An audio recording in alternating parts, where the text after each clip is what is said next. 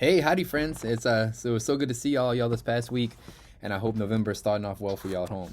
So this upcoming week, we're going to be doing our first at-home lesson, which is going to be over the saints, which is this green guy right here. So as a reminder, the section at the top here is this parent information. So this is just giving you an overview of the lesson, some things to read beforehand. And for this one, I would really encourage you to read the entire lesson before you do with your kiddos, particularly when it starts talking about when they have the kids name their patron saint. But what's going to happen is you begin the lesson right down here, and it kind of just talks about a little bit of an overview of what a saint is. And then when you open the book up, it'll give you a little explanation of some various saints with super short biographies about their lives. And then over here goes into the process on what makes a saint. And this is more of the personal notion of kind of like the courageous and heroic way that saints have lived and what makes someone worthy of being with God in heaven. As you flip the page, it'll go through the process of how does one become a saint. So this will kind of mimic the things that we talked about in the in-person lesson. You'll notice that some of the information down here is slightly different than I said, and now it's because Pope Francis had adjusted the process recently, but the overall gist is the same. They kind of simplify the information as well.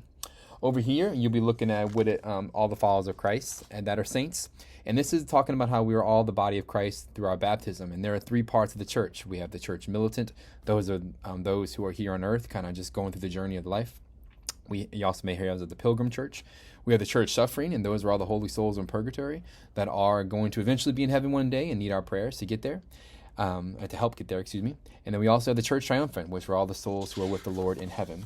And you can use this little guy, this green one, as a imagery to talk about it with your saints. And then on the next page,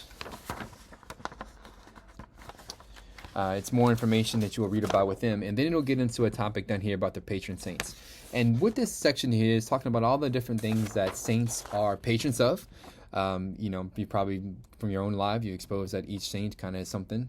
For example, St. Nicholas is the patron saint of children. And there's a patron saint for teachers and for pilots and for everything.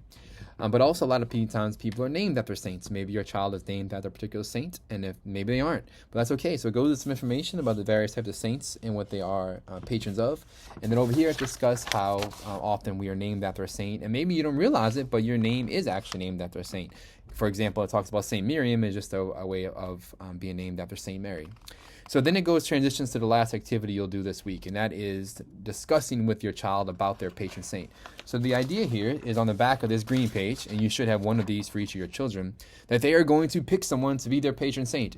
Maybe it's one that they already have, maybe it's who they're named after, maybe it's something that they are familiar with or they like, or maybe it's that you look up what they enjoy doing. So maybe you have a kid who loves cooking, so go look up the patron saint of chefs or cooking or whatever it may be, and just do a little information about that person. It's an idea to expose them to a saint.